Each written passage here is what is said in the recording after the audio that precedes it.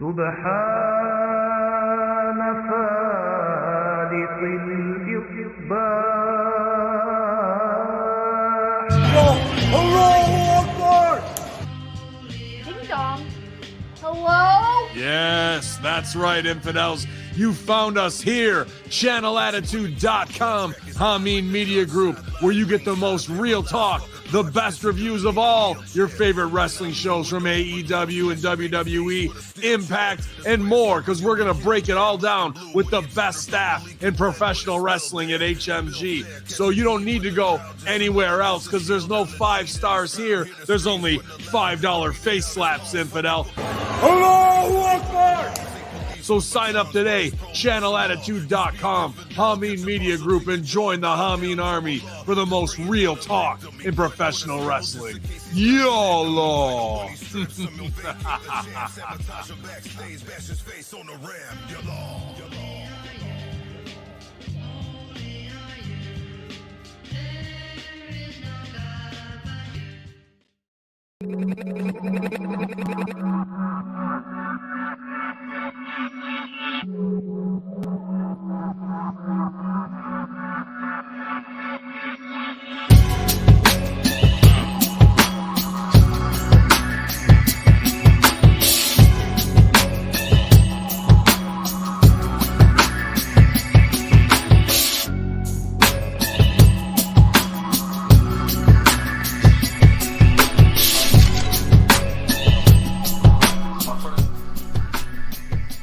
Hello everyone and welcome to the PWC Wednesday Night Skirmish. I'm your host Jimmy T, and my co-host, we got a super fucking panel over here. We got to my right, he's fucking evil, he's jerking the jerkin, he's the evil dose, Jeff Lippman. Welcome back to the Skirmish, and what's crack-a-lackin'? Double jerkin the jerkin is double J. Ah, ain't he great? But down bottom, he is a super dad. He is Mr. AMBS. And hey, look, his shirt says it all. He is Mr. Christopher Ambs. Welcome back to your show, Chris. And how's things, man? It's been a while once again, and we miss you, my friend. Yeah, things are all right, Jimmy. It's a busy time in my life. I'm trying to get ready for this obstacle course again, so I'm just running every day like an idiot. I hate it. Also, if I look tired, it's not that late. It's just the results of depression and being tired from running. No, I'm good, man. I'm good. Everything's good. Yep, I am back. I'm back. Thank you for having me. I'm happy to be back. Oh, we're just happy that you are back, my friend. And guys, and just quietly, Kev, I know you can hear me right now, man. I feel bad that I haven't gotten in touch with you. I feel bad that I wasn't on the damn show, bro, but I'll talk to you after the show. It is what it is. Ask Jeff. But you know what, Jeff? He gives you 10 out of 10, my friend, because he wins his first dollar of the night. Does that mean we can... You know what it means. Oh, fine. I'd buy that for $1. There you go. You bought that for $1. And guys, let's just change directions there for me, because I just want to say one thing, man, because what the fuck was going on? I mean, whoa, can we hear that? Is that JEFFJARRET?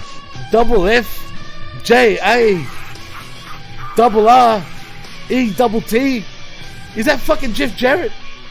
Ain't he fucking great? Jeff, he's named after great. you. He's fucking great.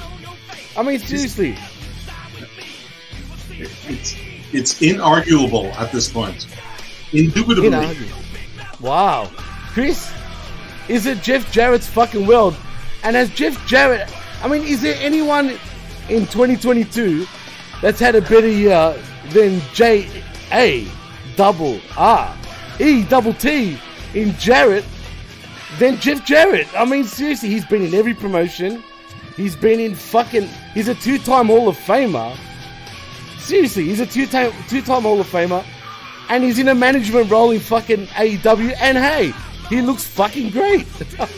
I mean, he still basically looks exactly the same way he did in every other promotion that he's ever been a part of. I mean, to be fair, he must have peaked early because when he was 25, he looked 45, and now that he's almost 60, he still looks 45. I mean, this is the miraculous thing about Jeff Jarrett. Also, let me just quote Kevin Nash: he's broke 1 million guitars and never drew a dime. So, wow, welcome to AEW, Jeff. I guess. Or maybe, I mean, hey, if he hasn't drawn a dime, he sure has in 2022. Let's be honest. And heck, it's arguable that he got the biggest pop of the fucking night. I mean, Jeff, did he not get the biggest pop of the night?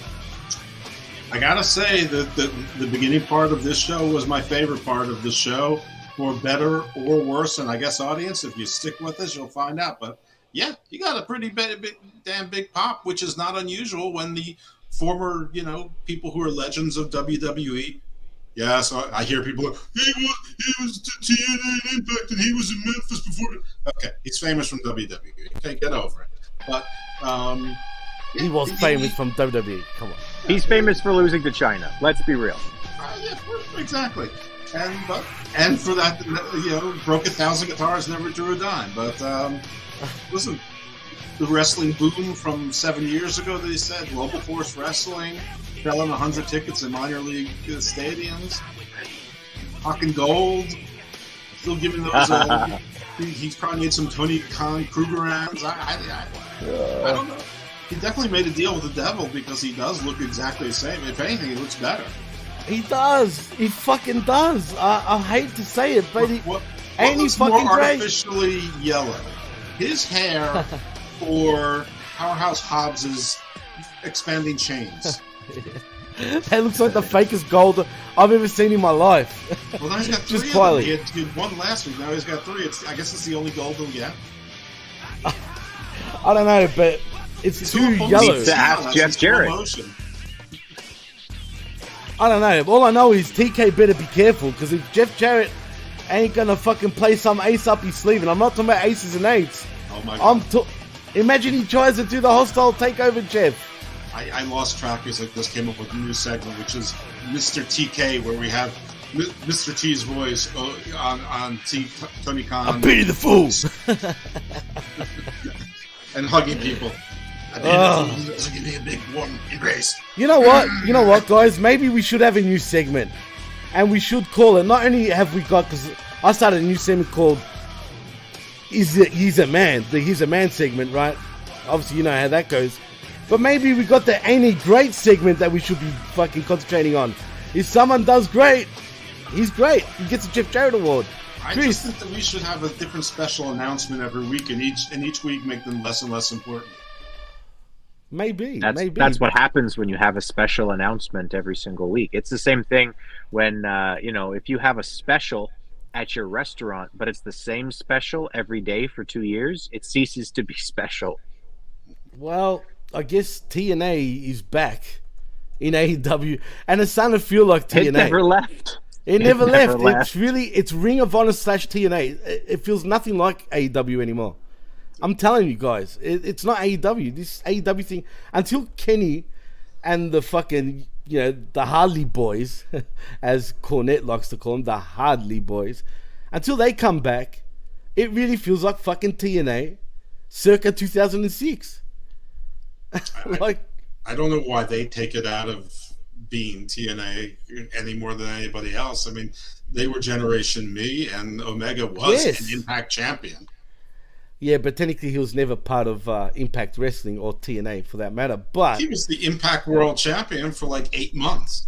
That's true. He was. So, sir, you explain to me how you could not technically be part of Impact Wrestling, yet they're World Heavyweight Champion for the better part of a year. My bad. It is what it is. It's true, but it is Bizarro land for me.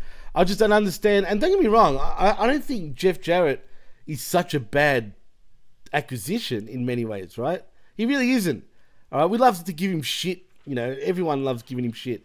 But really, when you really think about it, I'm sure he's got a great mind for the business, right? As long as he's not selfish.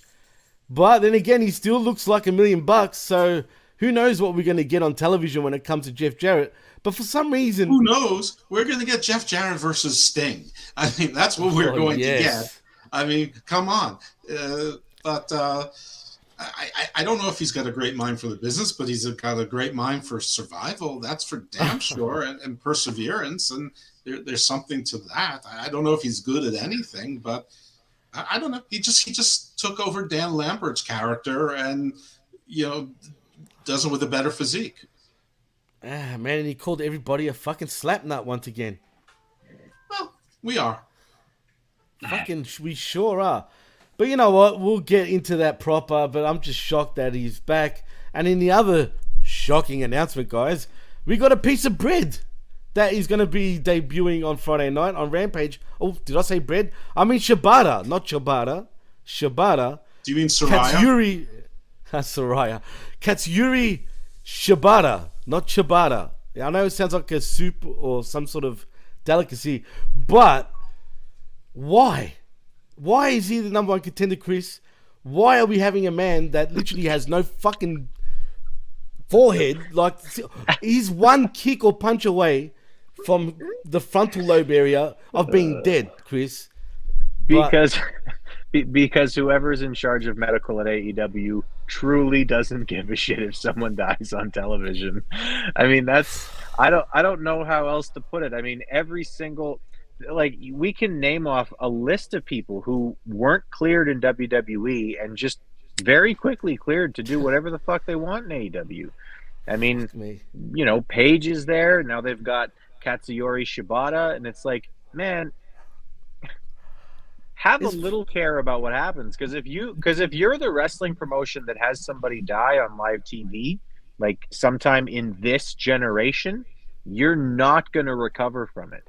The WWE was really only able to recover because of how the world was back then during what happened with Owen.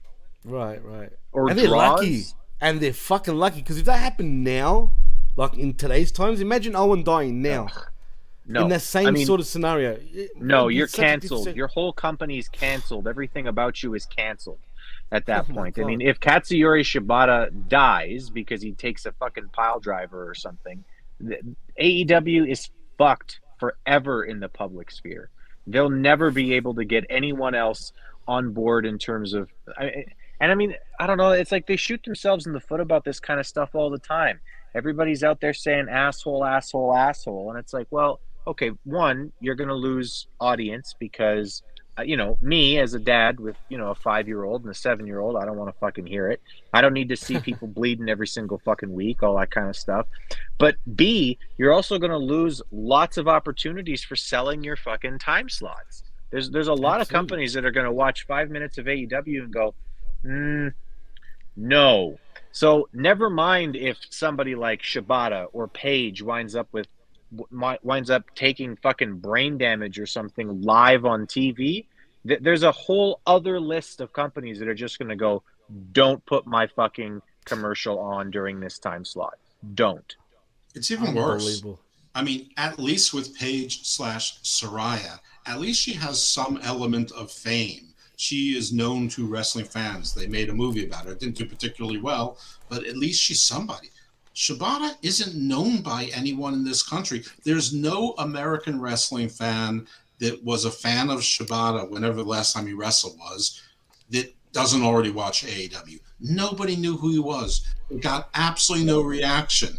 I mean, he doesn't look like a star, and he comes out with the best friends and Rocky Romero, so he doesn't even get the shine because we're distracted by two idiots in tie-dye outfits, and then Rocky Romero going like, what's this guy's angle? Because he's always got an angle. So that's taken away. And, at least they're putting him with a big, strong, young guy who doesn't use DDTs, who can handle it and carry him if the move goes a little bit wrong, Oh, wait, they've got him with a 140-pound guy who all he does is those tornado DDTs and flying moves and was trained in the Indies, isn't exactly safe. The stipulation to this match was that whoever won gets to have a match with their dream opponent. So somehow they knew who Orange Cassidy's dream opponents were going to be, so they must have also known who... That he was going to win the match? Right. Or they also flew in like Luchasaurus's dream opponent and Fenix's dream opponent. They were just all waiting there in the back. And yes, and they, or they knew he was going to win somehow, I don't know, and managed to get it in there in enough time with the contract with his name on it. It looked totally official. Jesus Christ. I don't know. I don't know what to say. I mean, we were told there was going to be a big surprise and a big announcement. We never really got an announcement, and we got a whole bunch of little surprises. I'm not sure which was intended to be the big surprise. I think in Tony Khan's mind, Shibata was the big surprise. But, I mean, this is not a debate we should have. If there's something that Brian Alvarez is saying everyone's going to be talking about, there should be one thing that we know everybody's talking about. I think the one thing everybody's talking about is they put Colt Cabana out there, and basically they gave the figurative FU to CM Punk right there on the air. Well, there was one more surprise, if you want to call it that, but it's more like a hostage, because we had Malaka Black appearing once again with the House of Black getting reincarnated. I mean, the poor guy wants to get the fuck out of your company, Tony. I mean, but instead, you put him in a vignette. But you know what? Look, it's Malachi's fault. He signed a long-term... Let's just start at the beginning, because we are everywhere. All right. Because every segment here deserves its attention, right. and the audience deserves an organized effort here, because I got things to say about that, and I have other things. I mean, listen, let's just take it from the top. All right, let's do that. Well, I was planning on going unorganized and bipolar. I was going to do a bipolar show, Jeff, because that's all we got. We're going to call it seismic from now and not bipolar. Okay, so no more bipolar. You're right. I did get into trouble, by the way. But anyway, that's true. And just quietly, look, we're going to talk Jarrett again, but we come from the Chesapeake Employers Insurance Arena in your neck of the woods, Jeff, in Baltimore, MD. And we start off... Can I clarify a few things here? Because... What's that? This is not Baltimore. This was Baltimore County. This is Catonsville. They were on the campus of the Why do University they always of fucking Maryland, do this shit? Baltimore They County, always do this. The home of the Retrievers. Not the Terrapins, the Retrievers. This is where Ring of Honor shows. I've been to many a pay-per-view there and an NXT show there. No, I'm sorry. It doesn't matter. Not NXT. But this is not the Baltimore Arena, the one downtown where Full Gear was. That's where I thought it was going to be. So parking's free here, and it's perfectly lovely. It's perfectly safe. There's public transportation. There's bus lines that run right there. It's right off of the Baltimore Beltway, which is sort of the divider between not exactly the county and the city, and it's on a college campus. Point is, it's easy to get to. Parking is free. And they sold about 2,200 tickets as of yesterday in the afternoon, and they released about 3,300 or 3,400. The place can seat more. I don't know how many tickets they did not make available, and I'm not sure how much bigger AEW setup is than, say, Ring of Honors that you just can't use for wrestling, but there's also floor seats that you can't use for basketball. So the place can probably seat 4,500, so they didn't even try. So the place was half empty, but even out of what they sold about 2/3 of it. Well, I was going to say, to be honest, Jeff, the arena looked a lot smaller than usual to me, man. Yes, it was. Yeah, like it feels like how many people did it hold? You said. If it's a basketball game and so all the seats are available, I think it seats about 4,700 capacity. I was going to say, and that's with the pushing floor it. Seats, like. you can seat a few hundred more people, but you also close. AEW's got that pretty big ramp, and they're the good guy and the bad guy tunnels stage behind it. Yeah, because that place looks like it holds 1,500, if that, to me. But I don't know. That's just me. Maybe I was watching it on the PC, so who knows. But let's get into it. We got our first matchup of the evening, and it is Darby Allin versus Jay Lethal. Now, under normal circumstances, I couldn't care less about this match, but we get some fucking hanky-panky going on at the end of the match, because after Jay Lethal gets the win by pinfall with the lethal injection, which kind of surprised me just quietly, and before I get into the real good bits, what made me laugh was Darby bouncing off Satnam Singh during that match, Jeff. I mean, he's no-sold it like a champ. I hate Satnam Singh, but that fucking made me laugh. I mean, What do you think of that little spot? I love that spot, and I actually enjoyed this match, and I wasn't looking forward to it at all. I'm not even talking about the scrum afterwards. I was pleasantly surprised by this match. I thought it worked really well. Jay Lethal was doing the heel thing. Satnam Singh and Sanjay Dutt, who I'm not fans of either of them, but they played their roles well. This was the match where we were supposed to find out something from Darby's past, a secret that Jay Lethal and Sanjay Dutt knew. So we were led to believe it would be someone from the Indies who maybe were an Impact, a Ring of Honor that Darby knew, and we were going to get some surprise here. Not exactly what we got, but we got a wrestler trying to turn the story. It wasn't very well done, but it wasn't as bad as Eddie Kingston with the PTSD from prison on the exploding thing. I would say it's equal to or slightly better than whatever they're trying to do with The Miz and Loomis right now. So I'm going to give it a little bit of pass of being typical wrestle logic meh. But the scrum afterwards, first we share what Chris says, but I actually really enjoyed this match, and I too was surprised to see Jay Lethal get the win in heel fashion, but clean in the middle of the ring. Thank you, great. Chris, before we get to the meaty bite, what do you think of this matchup anyway, man? I agreed with Jeff, actually. I thought that the match was actually really good. I thought that this was a good example of what can happen when you let Jay Lethal figure shit out in the ring. The guy is just a stud when it comes to in-ring work. He's great. He deserves a bigger push than he's going to get in AEW in terms of his talent. This was match one, and we're already starting off with outside interference. That is the theme of the day. It's surprises that weren't surprising and outside interference. Every goddamn match in this episode. It's diminishing returns. I'm just going to say that right now. That's what happens when you do something over and over and over and over again. It's like the surprise roll-up. If you do that every match on a 14-match card, it's not surprising by match 3. The same thing with the outside interference. I thought that the spot for Satnam Singh was really good, but I also think that it lacks logic because at some point they're going to show us again Darby Allin competing again with someone who's bigger than him and stronger than him.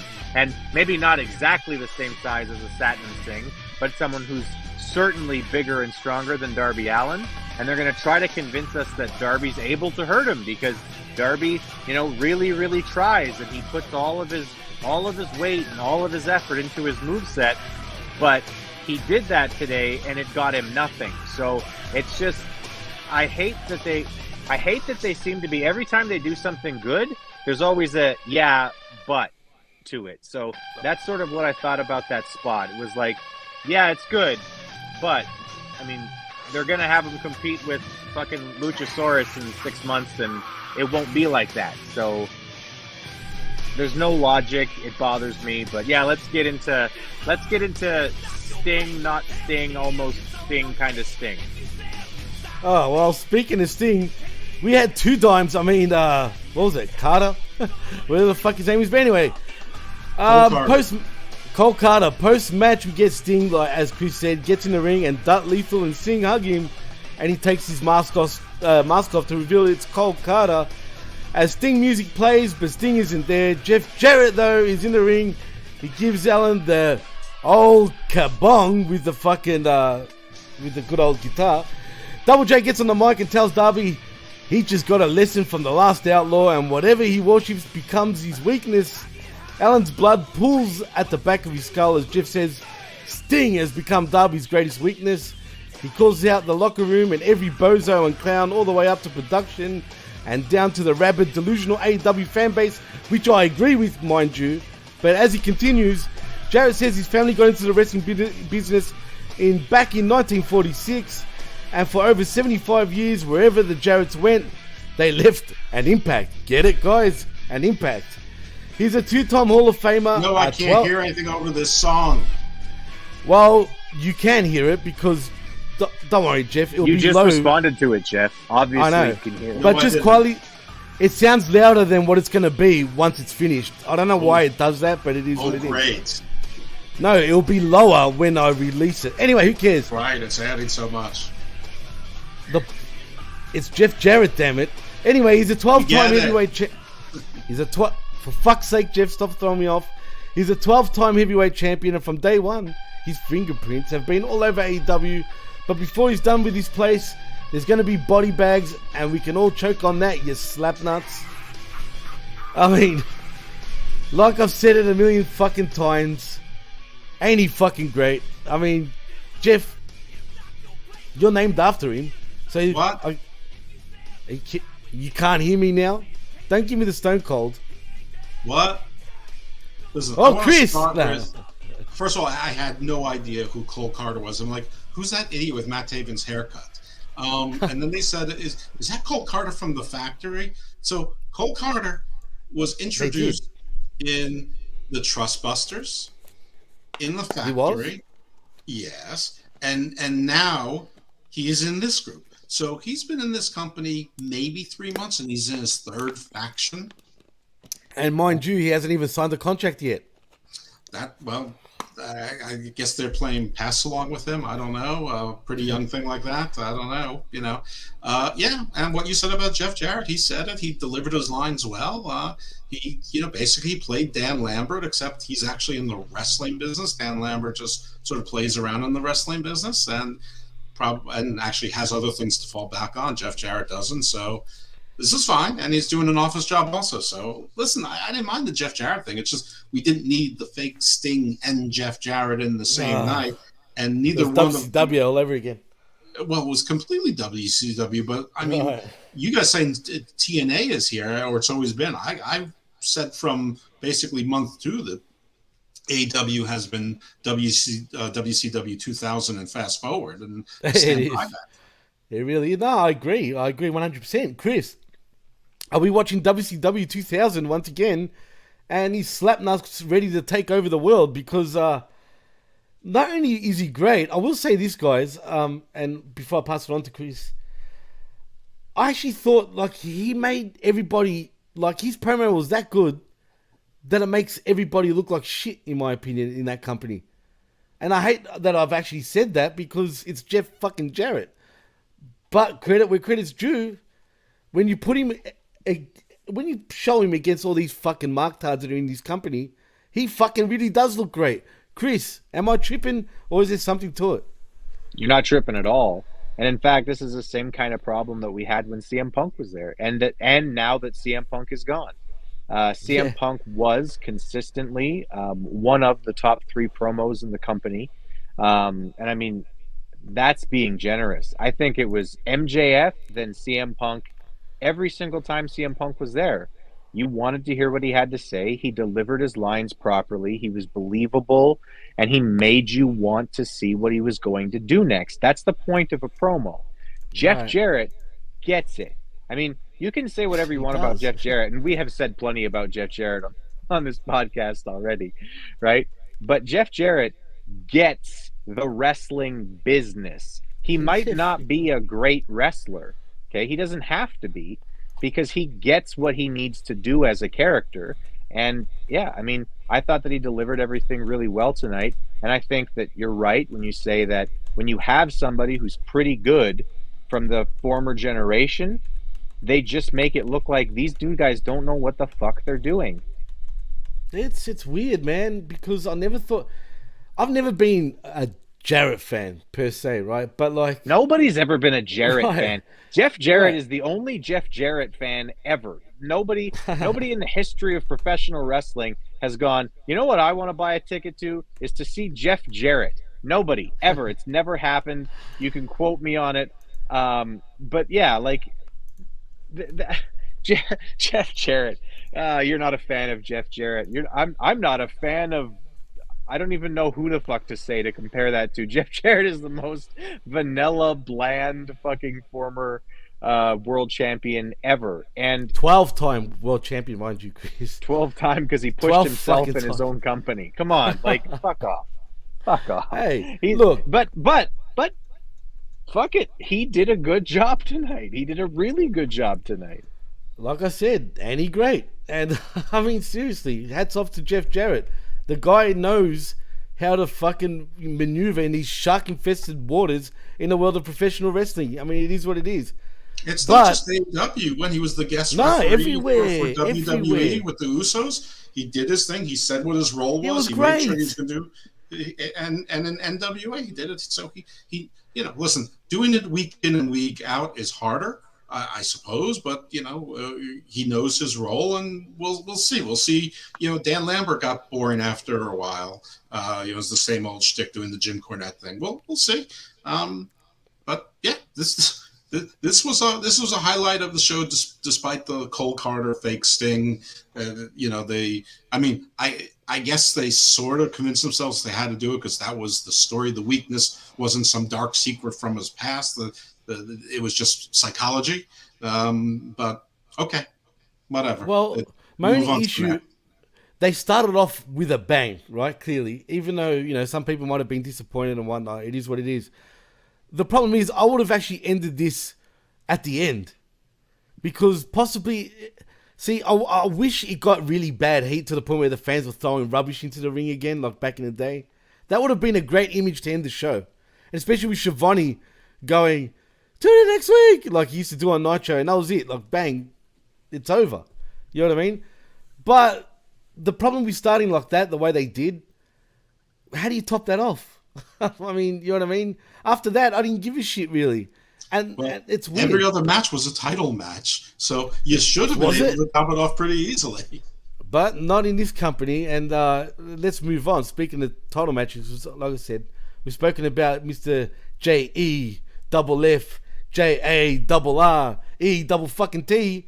Enough as it is. As a matter of fact, we've spoken about him for a good 30 minutes. But we move on from Mr. Jeff Jarrett to John Moxley, who is your AEW World Champion apparently, as he cuts a promo talking about how much he loves the atmosphere in Baltimore, and this is just another night for him.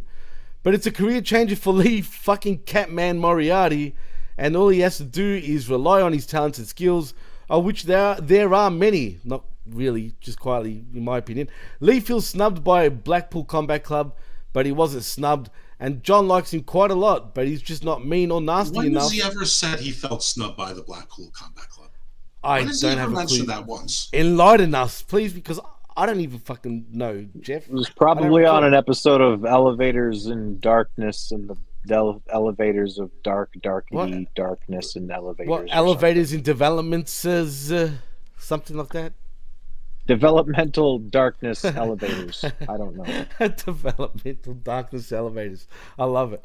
That's awesome. Yeah, I don't have a clue, Jeff. Please, I mean, tell us because I can't. I'm asking because that's the whole story. Is that he's maybe when I heard about Lee Moriarty, he was targeting the Ring of Honor Pure Championship when they first introduced the firm, and all of them were going for particular titles except for Morrissey, who was just going to raise hell or do whatever he wanted, something like that.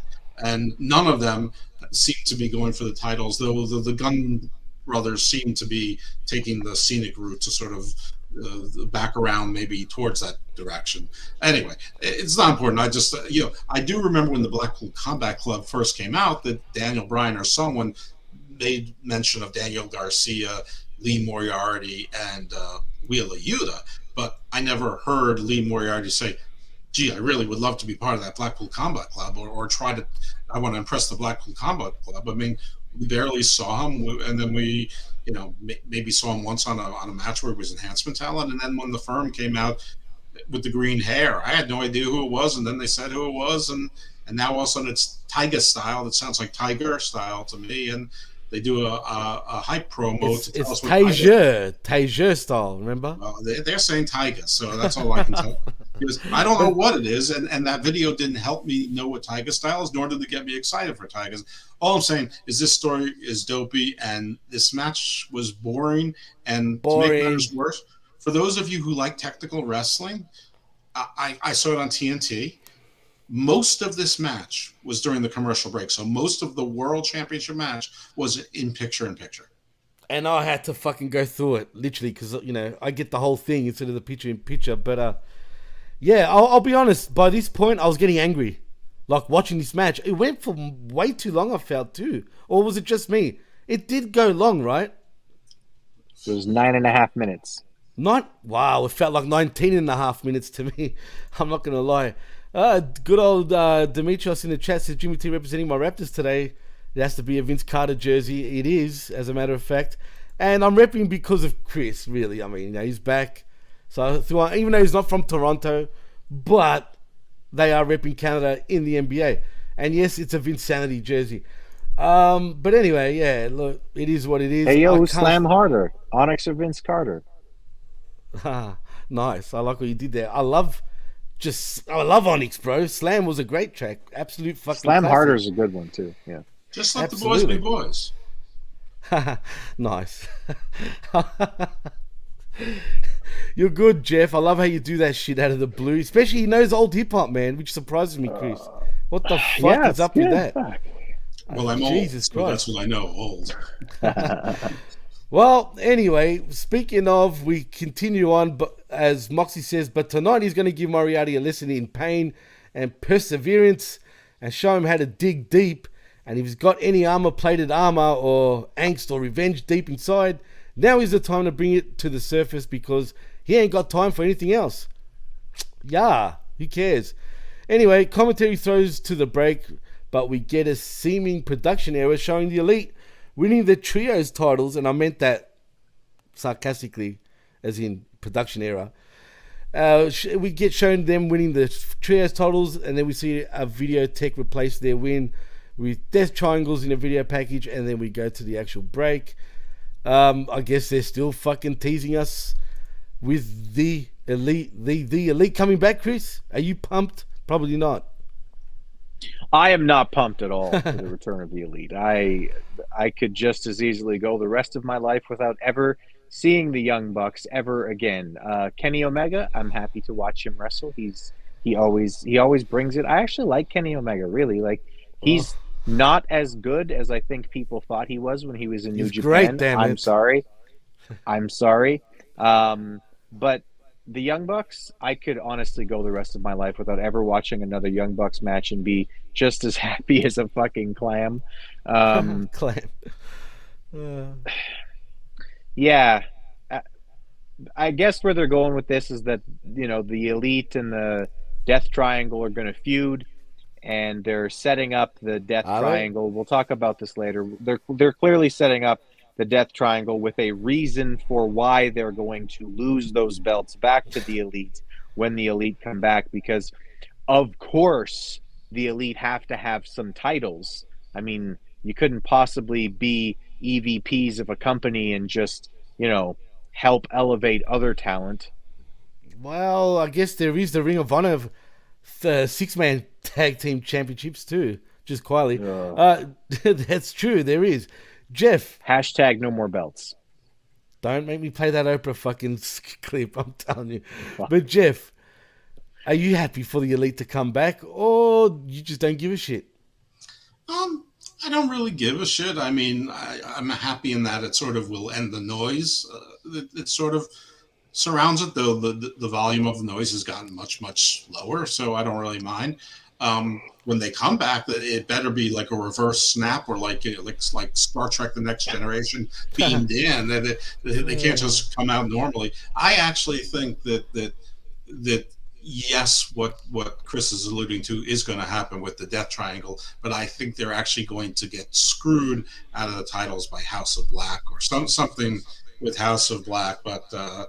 And I hope so, because those guys need to do something. And, you know, Malachi Black needed 7 or 8 months to, you know, deal with his mental health issues. And somehow a month later, he's making vignettes and coming back. So I guess maybe holding some titles and giving respect to his faction maybe improved his moods. So anyway, it's fine. You know, I mean, we knew all along what was going to happen. We knew that Ace Steel was going to be the first one to lose his job. The thing with Punk isn't over, but no one's mentioning his name, and these guys' names aren't being mentioned. And you always knew that Tony Khan wasn't going to go with what's best for business financially. He's going to go with his friends and his vision and his model. And you know what? He probably would get more money from CM Punk than he will get from the other guys. Maybe it's debatable because CM Punk is so old and so he's been so injury prone. So maybe it's the right business decision. I don't know. I mean, I don't see Tony Khan making a lot of smart business decisions. If he does, it's probably accidental or by flipping a coin. But whatever. Of course, we knew they were coming back, so let's get on with it. I mean, the whole story was supposed to be with, the undisputed elite, but, Bobby Fish is gone. Kyle just had neck fusion surgery, so he'll be out for, the better part of a year, maybe longer, maybe a little bit less. And Adam Cole has had one of the world's longest outings of a concussion, which is really, really worrisome. So, I think all of that is sort of out the window, but sure. Bring him on back, whatever. Well, before I move on, let's be honest, guys. At the end of the day, CM Punk is literally buried his own fucking grave in the world of professional wrestling. And what I mean by that, he's literally managed somehow to get his own fan base kind of to turn against him. Like, if you look online, there's a lot of people that just don't give a fuck about him anymore, man. Like, legitly. Whereas when you see, I mean, seriously, I see what? Why are you shaking your head, Chris? What, you don't agree? Nope. That's what I see, dude. I don't know. Not at all. Nope. If Phil Really? Brooks wants to be, listen, if Phil Brooks wants to be a big star in professional wrestling again, the door is wide open for him because that guy can make money. As a heel, if he comes back as a heel and says "fuck you" to everybody, all these people saying "I don't care," just like these people who said, "If Trump wins the election, I'm moving to Canada." No, you're not. Shut the fuck up. Stop saying you don't give a shit about CM Punk. If CM Punk showed up at the fucking Royal Rumble this year, you would all lose your goddamn collective fucking minds, and you would. Stop saying you don't care. You care. No, I agree with that. That's true. That's true. Look, it would be a huge deal. If he was to appear in WWE, absolutely. It'd be massive. And all the Mark Tards would be like, CM Punk. They'll be in tears again like we saw on Rampage when he first came back. But 100%. Jeff, you wanted to say something. I agree. I don't have much to add to it. It's just, whether you like the guy or not, if you are a member of a tribe and you poach an asset of the other team's tribe, that's a win for you. So all these people who now love Cody probably hated Cody 9 months ago, or whatever the case was, or were indifferent to him, or said he was overrated, or saw he sucked, or thought he was, Jeff Jarrett or whatever. A lot of people were saying Punk is washed and injured and this, that, and never liked him. He was never that special. He's always been overrated. Now they're like, oh, it's going to be great to see him in there. Triple H will do what's best for business. Okay, and you know what? Both those things can be true. I think that they're right. I think that he's injury prone. I think that he's damaged goods, but he could be best for business, and WWE can certainly afford him. And it'll be another blow to the AEW psyche. And imagine Punk shooting on AEW on WWE TV, even if it's sort of subtle, because he's smart and he can do that. And in the WWE style with a part-time schedule, maybe he wouldn't be quite as brittle. I don't know. He injured himself once diving into the crowd, so we can avoid that one. But he's not going to be asked to be working with people like Darby Allin. He'll work with Dolph Ziggler. He'll work with Robert Roode. He'll work with The Miz. He will work with Roman Reigns. These are safe workers. They're not putting him in there with Brock Lesnar. Maybe they'll put him in there with Randy Orton if he's back at 100%. Edge. No one that's going to hurt him, and it's going to be more about stories and psychology than flippies. But wouldn't he look like a complete fucking hypocrite? I mean, so what? He already looks like a complete I know. hypocrite. He'll look like a guy who's making $3 million a year and another million on merchandise. That's what it'll look like. Look, I hope they bury him in WWE. I have literally never heard a good word about Phil Brooks, the person. Neither have I, even from people that actually know him. Right, it's true. Never heard a good word. He is a selfish, egotistical asshole. He also happens to be a genius when it comes to professional wrestling and promoting himself. True. So say whatever you like, but you care. Stop fucking saying you don't care, because you care. Well, for those motherfuckers that do care, all I'm going to say is 2 words. Mike Jackson. Think about that. If you know, you know. That's all I'm saying. All right. Now, you tell me what the fucking best in the world fucking looks like. Mike Jackson, and not the type. Just quietly. I know Jeff looks puzzled and probably doesn't understand what I mean, but I know Chris gets it. Not a goddamn word of it. Should I tell him or should I just leave it? Right. He was the second guy who beat Phil Brooks up in the UFC. But made him look like an absolute fucking clown. That's all I've got to say. Nobody cares. Demetrios in the chat says he will look like CM Punk every time he comes, and then he goes. And then he gets a fucking injury. And then he goes off again. Yeah. Anyway, let's move on from that Punk because I'm sick of hearing his name already. But as I was saying, we move on to the matchup between Jon Moxley versus... we are. It is Jon Moxley versus Lee Moriarty. And I'm not even going to go through this match. I'm just going to say Moxley ends up winning by submission with a cross armbar. Now, to me, this match felt like it went forever. But apparently it didn't because apparently it only went for 9.5 minutes. But boy, was this match a drag, Jeff. Well, 5 minutes of it were during commercials, and so that was just fine. Oh, so, true. True. I got up, I went to the bathroom, I poured myself some water, I might have, snuck a little snack. You never know. Now, this match was... I have to be honest with you. This entire show was largely tedious. Like, all of the matches sort of seemed clunky. It was a mess, bro. And last week also felt clunky and disjointed to me, or maybe it was 2 weeks ago. But this is sort of been hit or miss. Like, even when the shows aren't that bad, like, things feel lethargic and slow and disjointed and clunky. Like, it doesn't feel like there's any rhythm or flow. It seems like they're relying more on clutter and chaos and putting everyone on TV. For a while, it seemed feels like Russo-esque a little bit in terms of booking, just not as unorganized though. It's not as organized. But for a while, that.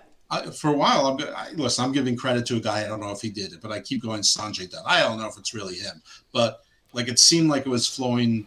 Like there was a little bit more match flow. There was the segments were making sense. And then we got back into this clutter thing. We got this, like, all of a sudden when Tony got really desperate, he hit that million again. And then the thing with Punk, and he wants to hit million. He's got to hit 1 million every single week. He wants these $1 million gates. He wants millions on the viewers. And like he seemed to get desperate, and then he took the reins back again. And so we end up with all these people running in the ring. We'll get 3 talking segments in a row. We'll get the same stories. He doesn't break up segments, man. He really doesn't, man. I mean, the whole thing with Jericho, which all week was confusing. Nobody understood it. All week, everybody thought he was facing a former Ring of Honor world champion. We heard the promo where it said, I'll face the pure champion, I'll face the women's champion, I don't care who I face. But the initial challenge was, I want a former Ring of Honor world champion. That's always been what the story was. Well, and like, it's not just us. I heard Zarian confused. I heard Alvarez confused. Everybody was confused. Nobody knew. Don Tony didn't know. Mish didn't know. Joey didn't care. I mean, Kevin didn't care. I mean, but nobody knew for sure what it is. And AEW does this all the time where nobody's exactly sure what the rule of the stipulation is. And obviously they changed this one to say, fuck you, Punk. Anyway, but yes, this match felt like it went too long, but I mean, it felt to me like 10 minutes. It didn't feel to me like it was 20 minutes. So, I don't know, it really dragged for me. But Chris, how'd you feel? Okay, there's 3 awful things about this match, just straight out the gate, and we can get it out of the way. Your world champion is on 3rd. Why? I mean, you couldn't. Because it's all about Ring of Honor, Chris. This is Ring of Honor Dynamite, not fucking AEW. Starting the show is a better fucking slot for your world champion. Like, yeah, have him jerk the curtain. It's better. It's better than being 3rd. I don't understand this placement at all. Just bad. So that's 1. 2. Hey, do you guys remember that time when Stone Cold and Mideon had a 9-minute match on Raw? Yeah. No? Me either. That's what drives me nuts. But see, is it? But the thing is, Chris, is it fucking TK or is it literally Moxley saying, "Yeah, we'll go to the match. I'll bleed and we do a 10-minute bomb burner, man." And I don't give a fuck if Mox says that. If I'm TK and Mox says that, I go, Moxley, you're fucking crazy. That's not happening. 3 minutes, squash the kid. Right. He wrestled on 3 shows in a row. Probably more, but I'm just counting 3 shows in a row. That's unnecessary. It's ridiculous. And I mean, you've got your world champion, so those are 2, and then 3. What the fuck is the world champion doing? Who gives a fuck about this storyline? Is this a story? Is this something we need to actually? What is this building to? Cats. It's just world champion. He's gonna have a match. Cool. And why does the firm care about him anymore? They were helping MJF. Who fired them? It was MJF apparently, but I mean, unless we're going to go with the double secret, he really didn't fire them. It's all part of the devil's if they do scheme. that is lazy ass fucking booking. I think it was you and I, Jeff, that actually spoke about that. At least it's a wrestling story. Right, and I can see it's going to actually, and I agreed with you. The more I thought about it, because it was you that brought that up, I think last week or the week before, it will happen. That's what's going to happen. There's no ifs or buts about it. I actually do believe that's what we're going to get, and it's going to make me fucking roll my eyes.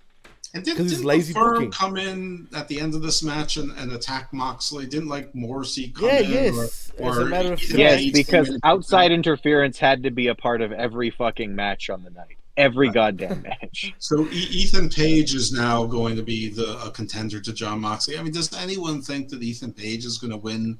I mean, and this is for their what are they? They have Full Gear, and then they're what's the next full one? Yeah, fucking Full Gear. Yes, and Full Gear. They're already trying to promote Winter is Coming or Winter whatever. Look, don't you hear the names, Jeff? Full Gear, Winter is Coming. Who came up with that shit? George R. Martin. I don't know. Pablo Escobar. That's who came up with that shit. Like some Stark 10,000 years ago. I don't know. But I don't even know what Winter is Coming is. Is it a battle of the belts? Is it like a grand slam, like a special Dynamite? It's not a grand slam, Jeff, like that. You know what I mean? I mean, everything with you is penis. We know.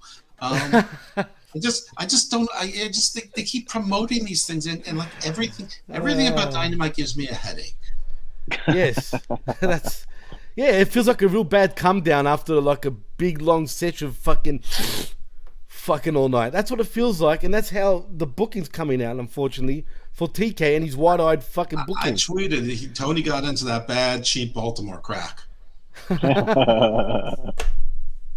What is it? 30% over there in Baltimore? I don't know. It's like, how many times are you supposed to cut like cocaine? Like whatever it is, they cut it like 8 more times than you're supposed to. Thin it out. What's that fucking shit they give you at the dentist that numbs you? But I forgot what it's called. Novocaine. Too much Novocaine in that shit. They cut it too much over there in Baltimore, it seems. Anyway, let's move on from coke and cane. I can't feel my face. I mean, I can touch it, but I can't. That's the Novocaine, sir. Not the fucking cocaine. But anyway, I will say this. Check out our show that we did quite a while back called Outside Interference with myself and Jeff, just quietly, since there's a lot of outside interference. He must have heard our show, Jeff. They must have. They got the wrong messages, but okay. Yeah, wrong messages, all right. Anyway, post-match, after Moxley wins by submission with a cross armbar, Page hits the ring and lays Moxley out with the tan Sheamus, and then we get an interview filmed in the back with Renee Paquette and Saraya, whatever the fuck her name is, Paige. She talks about wanting to come to AEW ever since it started, and it was just, no, you didn't, girl, stop it. And it was just a matter of working the timing out, and she thinks she can help the women's division out. Renee addresses her injury and retirement, but Saraya wants to save it for next week because there's one more doctor she wants to consult before making an announcement. I wonder which doctor that is. It's not Dr. Jeff Lippman, but it seems to be Dr. Mehmet DMD. Oz. No, not that Turkish. It is apparently Britt Baker, I assume. That makes sense. Makes a lot of sense. A lot of sense. I mean, because sense is the fucking is the thing of this show. I mean, because everything makes sense in AEW, right? I mean, this is a little aside. It's not really aside. It's actually about this. But somebody asked, I think Tony Khan said that Renee Paquette is really elevating the show, and I like Renee, but I don't think that she's I don't think she's really doing any harm. But I think Renee is just another person that's been around the business too long. That's friends with too many of these people, and in this company, like there's too many like references. I know you and what's up and how you've been and inside jokes, and it's just another thing where it's like, you know, letting us know we're not like one of the boys and they're all boys together, and like, you know, Eddie Kingston, when he's supposed to be angry, he's like, "What's up, sis?" You know, he's angry at everyone but her. I actually think that like she needs to, and they need to treat her like they're like she's, you know, Brian Gumble or something, like they're like they don't know her, like she's a sideline reporter. Like you can be familiar, but not like, you know, like we party and go out on each other's boats in the summer. She needs to feel different. And everybody in that company feels the same. The backstage interviewers, right down to everything. It's all inside jokes, and even Marvez, like it's a fucking parody. He's played off as like, oh, he's the guy that we can fuck with because he's pathetic. But he's played off that way so completely obvious that it's like a high school play. Like the acting about everybody is almost all the same, and it all just feels so completely phony. I mean, everything with her, you're right. It's like she's just another one of the people backstage, and isn't this fun? And we're having fun during this interview. If they want her to elevate, then they need to put her in an elevated position. Have her backstage. She knows elevated positions. Don't worry. Have her backstage and be like, listen, I'm not here to hold your hand through these interviews. I want to ask the tough questions. I'm going to ask you, Colt Cabana. You know, like you know, you've got this problem obviously with our former champion CM Punk, or do something that allows her to stand out. If you want somebody to actually be a source of elevation to the product, they have to be different from everybody else backstage. It can't be so samey. Or she could have just said, here, Saraya, we've known each other a long time, but this was supposed to be a sit-down interview between you and Dr. Britt Baker, and I know this is not your fault, but this is unprofessional. So until somebody gets Dr. Britt Baker here, this is a waste of my time. I have other stories I'm trying to pursue. Like, I preferred it when it was Lexi Nair, because even though she wasn't that great at it, since you didn't know who she was and who she knew, whatever chemistry she developed with anybody was at least new and different. It was like a new journey. So that little interaction she had with Hook, which they completely fumbled, which was actually sort of getting endearing, was new. That was different. That was just, I didn't know who she was, and we don't really know who he is. Anyway, I mean, it you know, in all my complaints of the show, this is probably a small one, but you know, when you have 16 small complaints and 7 or 8 big complaints on a 2-hour show, that's only 3.5 years in existence. That ain't so good. You know what would have made drags? You know what would have made my day?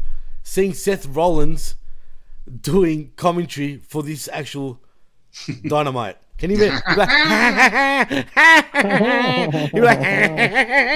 and then like that would have entertained me the whole fucking way through. But instead we get this. But yeah. And as far as Saraya goes, whatever the fucking name is, I hope DMD literally makes Saraya eat her teeth, man. Straight up. Just saying. I really want to see that.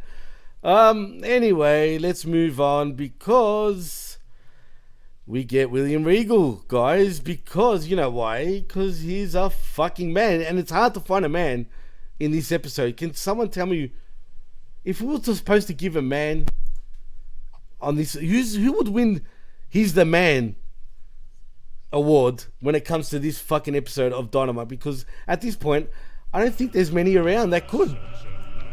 Can we hold it till the end? Because I think I need to reflect on these. Okay, all right. I can give my answer now. Oh, please do. Nyla Rose. I knew he was going to say that. Oh, please. And him doing this like he's fucking wobbling his cock. Like, seriously, really fucking disturbed me, just quietly. Listen, if you can do the helicopter, I don't have to pretend you're a woman. That's my rule. Okay, if you can honestly do the helicopter, I don't have to pretend. As a matter of fact, fuck it. He fucking wins the Real Man's Man Award. He might as well win the Real Man's Man Award every fucking week. Because that motherfucker is playing up on his fucking genitalia week in, week out right now, man. He really is. I was going to give it to Jeff Jarrett or Satnam Singh, but okay. No. Nyla Rose is definitely a man, just quietly. Yeah.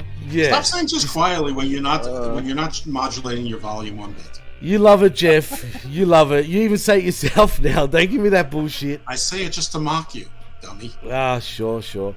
Well, as we're saying, he's a man, such a man, and that's that. So, Nyla Rose, you win. You win every week in my book, but anyway.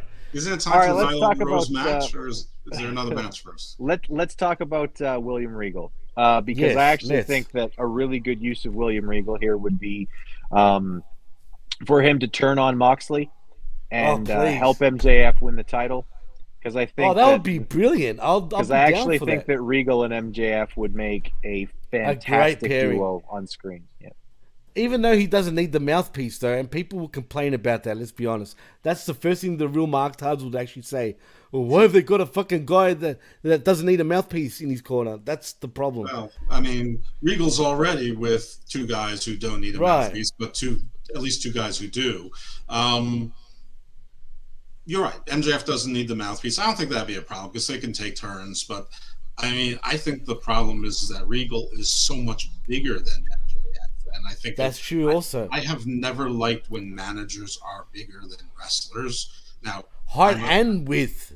Yeah, I'm a size queen. I get it. I mean, but I didn't like Colonel Robert Parker. I didn't like when DDP was a manager and was bigger than half the wrestlers. You know, he's with bad company and he's dwarfing both of them. Anyway, I don't think MJ. I would rather see them, put W. Morrissey back behind him and redo the Wardlow thing or whatever, or give him two goons, instead of one. I don't know, whatever. It'd be fine. I mean, it fits. MJF shows that he's the devil, and Regal's like. I don't think that MJF should need his help. I think that Regal should give him his approval. Like MJF pulls out the diamond ring, and William Regal has the brass knuckles, and William Regal looks at him and goes, takes the brass knuckles off, puts them back in his pocket, and goes like this, and MJF then clocks Moxley. Bang! Heck, with the ring. I'll go one better. That's what's going to happen. I actually think that's what will happen. That's not one better. No. My point was, you kind of said it. You kind of took the words out of my mouth. I was going to say, the matchup, just quietly, when we do get the World Championship match all out, right? I think it will be Regal that actually costs Moxley his championship. And then, if you want to be smart, there's where you get Moxley to go on his long holiday because, he's fucking brutalized, he's hurt, he needs to go away and reevaluate his whole career and whatnot, blah, blah, blah. Just storyline jargon, right? And it would make total fucking sense. But are we going to get that? I'd like to think they're smart enough to go that way. But are we going to get that, though, boys? Chris, you think we're going to get that? Are they smart enough to know this shit? Or are we just wishful thinking?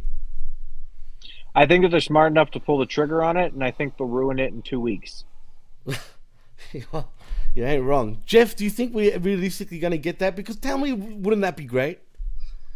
I think they sort of have to at this point. They have to, right. And when AEW feels like they have to do something, they generally do it. So I think the answer is yes.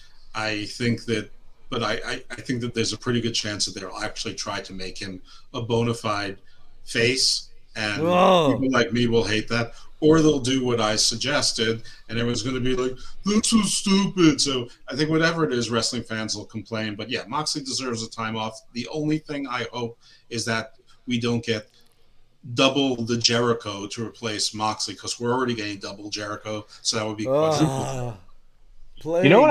I just thought of a brilliant T-shirt. Anybody doing any kind of T-shirts, you can feel free to steal this. But this would be great for any wrestling company in the world. It's just a regular T-shirt that says ... and wrestling fans complained. And ... ain't he great? I mean, that's good too, but I mean, it could be anybody, right? I mean, it's just ain't he great? No, but in all seriousness, like Jeff said, we have to. At this point, they have to go that way. Because, and you know what, man? We're the only guys that have actually spoken about this. I listen to various other podcasts. I guarantee you not one other podcast, until they hear us, has even mentioned what we all just mentioned. And I truly think that's where we're going. Hopefully. Because I always give them the benefit of the doubt, unfortunately. And they let me down every fucking time. So, let's not get our hopes up. But if it does happen, I think we should all give ourselves a pat on the back, like Barry Horowitz, because there is no one out there in Podcastville that's actually even remotely mentioned that, not even DT, Jeff. I don't like saying that there's nobody else who's done it, because there's about 22,000 wrestling podcasts out there. Right, that's true. That's true. Well, yeah, but as far as what I've listened to, no one else has mentioned that. So anyone that mentions it after we have, they fucking copied us. But anyway, let's move on, guys, because as I was saying, 2.5 million listeners. Well, hey, we are ranked, guys. I mean, we are one of the most listened to shows, so that should tell you something. But as we got back from commercial, like I was saying, William Regal's interview backstage, he says Maxwell Jacob Friedman, showed him he's got a long way to go to be a true villain. It smells like that's what's going to happen at All Out, at this point, Full Gear, whatever the fuck it's called. And at Full Gear, all the potential in the world won't win him the AEW World Championship when he has to face a real demon in Jon Moxley. But remember, this is me adding this, Regal's the real devil, though, not demon, the devil. But after that, this was such a pointless fucking backstage segment, really. I mean, he said pretty much nothing. The Acclaimed then make their entrance, and Max Caster raps about how it's Billy Gunn's birthday, so happy birthday, daddy ass. Anthony Bowens then gets on the mic and says, unfortunately, Gunn has been injured and can't scissor, but they can have a daddy ass birthday bash without scissoring, which is why they're starting hot with their gift, foam scissor fingers. So when a snake like Sneaky Swerve Strickland breaks your hands, you can still scissor me, daddy ass. Everyone loves the Acclaim and everyone loves daddy ass, so who brought gifts? They ask the crowd to throw up scissors and signs, and Max goes to the floor to see who has a gift, collecting a big pair of foil scissors from a young fan and then scissoring them. They present Billy the scissors and wish him a happy birthday, but we're not done, as Gunn's been in the business over 30 years and accomplished a lot. He's an 11-time tag team champion, a 2-time tag team of the year, and 2006 worst worked segment of all time, a reverse battle royal or something. Isn't that the what do you call it in TNA, the reverse battle royal bullshit they got? That's exactly what we call a reverse battle royal. No, the King of the Mountain, whatever the fuck it is. Anyway, but most importantly, he's a Hall of Famer and a stand-up guy and the world's greatest daddy, for which they present him a trophy. Bowen says he has a lot more planned, special guests from Gunn's past, but 2 cancelled at the last minute. He WWE, throwing jabs over there. The others were upset he didn't go to their reunion, but most importantly, he's been a mentor and a father figure to them. He's meant the world, so their final gift is a certificate of adoption.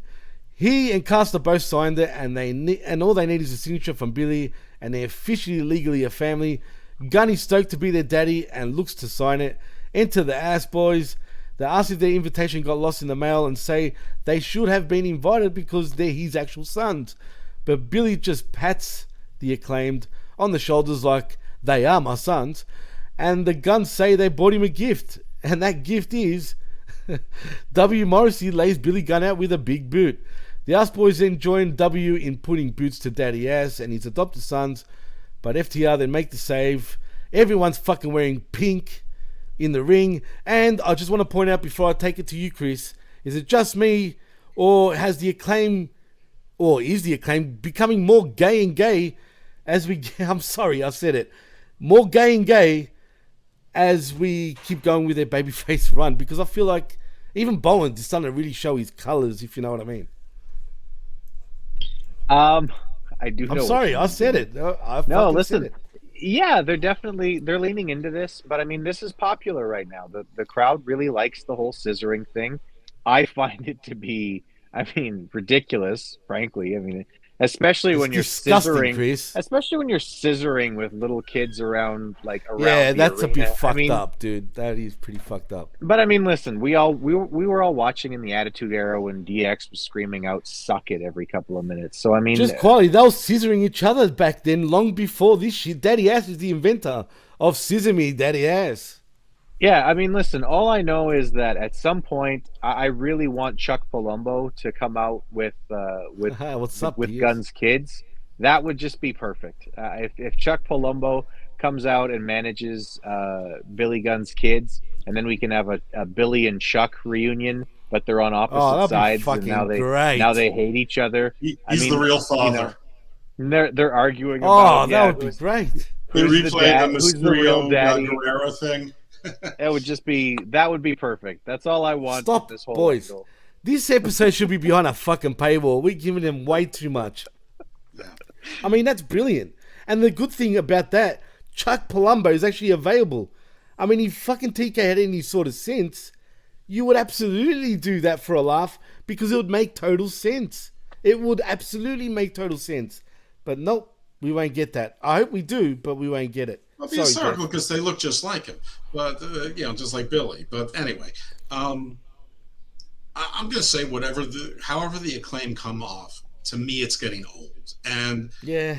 and I think it was over as fuck.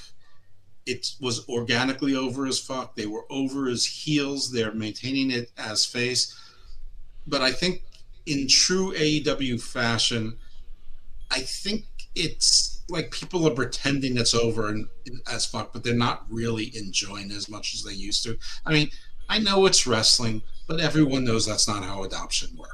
I understand the trademark thing. Maybe people don't understand, but they know that's not how adoptions work. And it's just, and that's just too much. And like, why is Morrissey doing this? Oh yeah, he's in the firm sometimes because the Guns are in the firm. So are they attacking him? Oh yeah, because they want to get the tag team titles. Okay, that makes sense. So why do FTR come out? Because they also want to get the tag team titles. And haven't they beaten the Gun Club like 100 times? But they've probably also been the Acclaimed 100 times. So I don't know, but like, wouldn't you rather face the Gun Club than the Acclaimed? I don't understand this FTR like being like the faces who come out and rescue all faces, especially pseudo faces. It just like was a mess. And like, you knew somehow they needed to get themselves to some sort of 8-man match, and sure enough, that's where we got. But this segment went way too long, and it stopped being funny, and then it got long and got mishmashy to me. Can I ask a question? Sure. Is Morrissey in the firm to prove that he's not soft? Exactly. Mm-hmm. It all comes back to penis, Chris, as Jeff and I always say. That's right. Pierce Austin in the chat says, "Remember DX, suck it, haha." And he also said, "You said it as I typed it." And last but not least, Young Bucks come back, and it don't matter. Everyone will drop to them. That's absolutely true, Pierce, man. It is what it is. That's objectively true. That has been objectively true. It's true. It's damn true. And as you guys both said, it is getting old. It's getting too gay for my liking. I'm sorry, I said it again.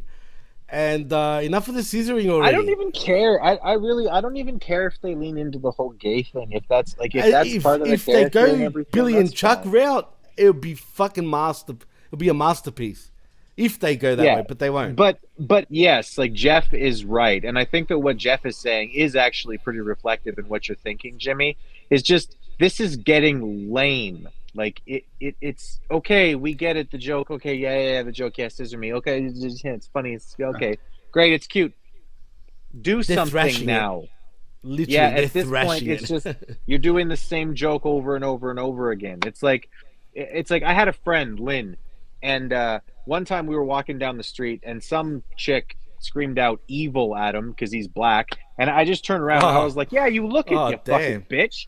And anyway, like it was funny, right? It was a funny moment. Lynn laughed, right? But then literally for the next 6 or 7 minutes, he just kept repeating himself and going, You look at bitch. You look at bitch. To the point where at the end of the 5 minutes, I was like, Lynn, you've officially killed my joke. Shut the fuck up.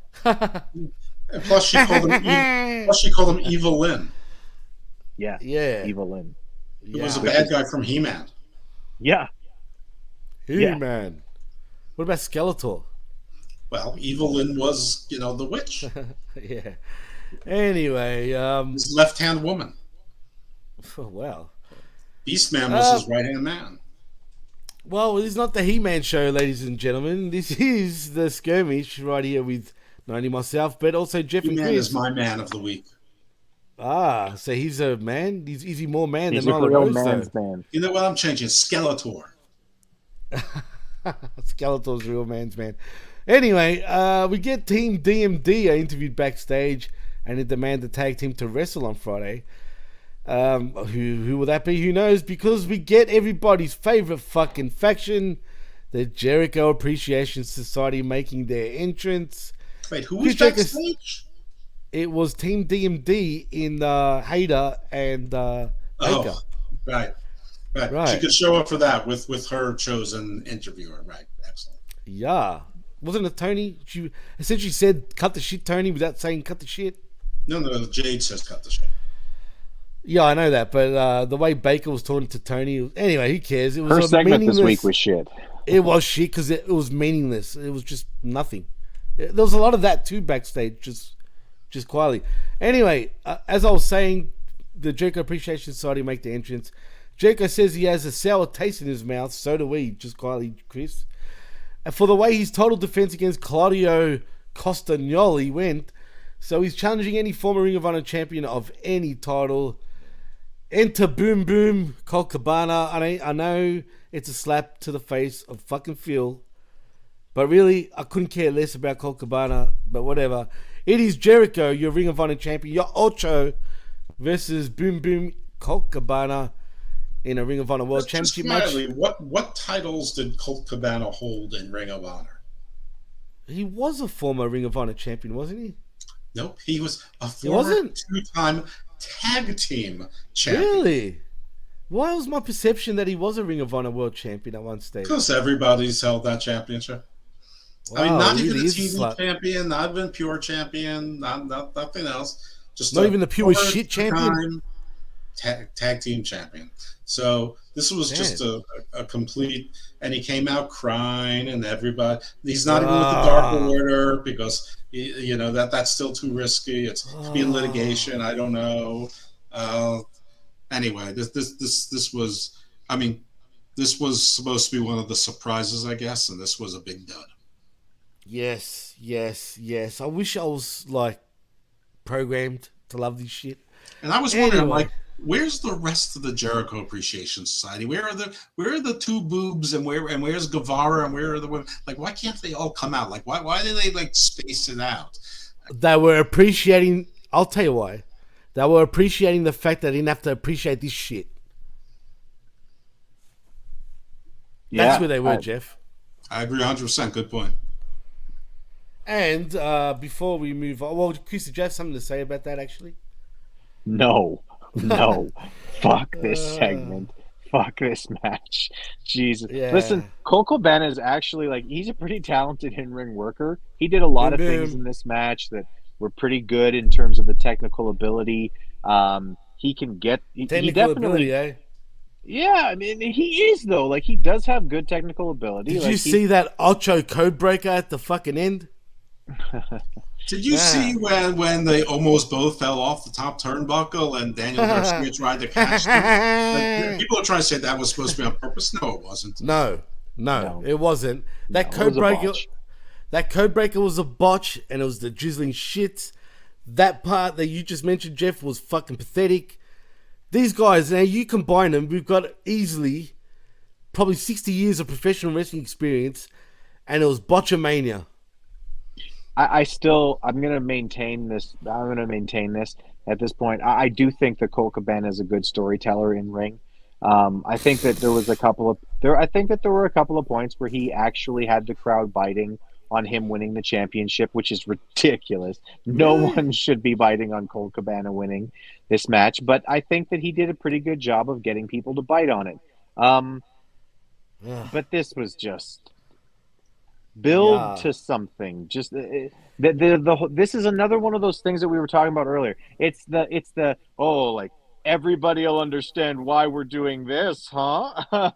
Isn't this so clever? Like, come on. Like, you actually have possibilities of having Chris Jericho have matches against some really talented workers, where's Jay Briscoe? That would be a hell of a match. But no, we're going to do Boom Boom Cabana, who, as Jeff said, never held a singles title in ROH. He's a 2-time tag team champion. And we're going to do that because, well, fuck CM Punk. Ha ha ha ha. Yeah.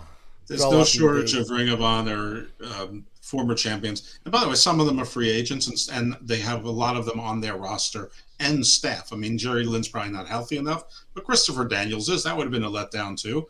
I mean, Davey Williams, I know, has a contract with MLW, but they could have worked something out. Eddie Edwards is on contract with Impact, but Frank Kazarian has been down there him away. the last year. Whatever. It just would have been a little surprise. They've had that. There's plenty of people there. This was unnecessary, but Jeff, I didn't really care about this. What I cared about is what happened afterwards. Not so much because they're beating up Riccaboni, but because of who came to save him. Because this is what I've been complaining for months. Every week I'm like, no more JAS versus BCC, and it's escalating. Sounds like a bad porno at this point, Jeff.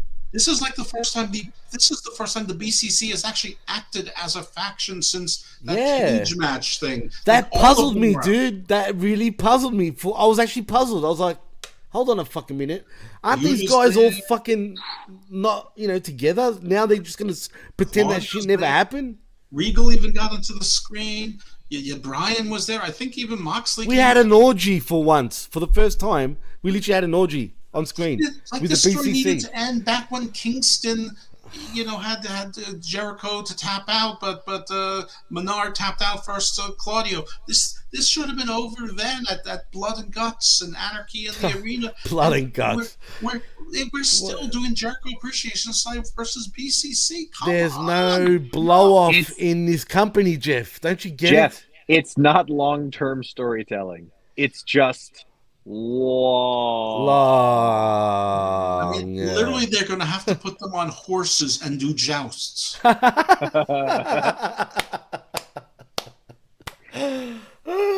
We should call it AE jousting. Man. Medieval times.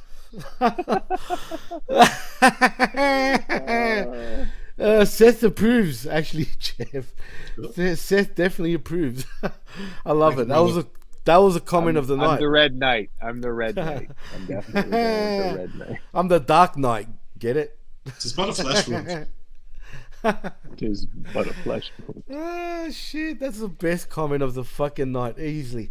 Anyway, how do we top that off? Oh, wait a minute. Post-match, we get, like as Jeff was saying, just pulling in Riccaboni off commentary Say desk. it correctly. Say Rice-A-Roni. Say Rolla-Poli. Say something, but don't say Riccaboni. Roller coaster.